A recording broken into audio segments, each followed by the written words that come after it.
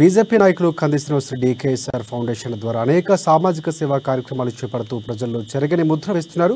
Foundation ద్వారా ఏర్పాటు చేసిన ప్రాణదాత అంబులెన్సులు ఆపదలో ఉన్న వారిని సమయానికి ఆసుపత్రులకు తరలించి ఆపద్బాంధవులను నిలుస్తున్నాయి.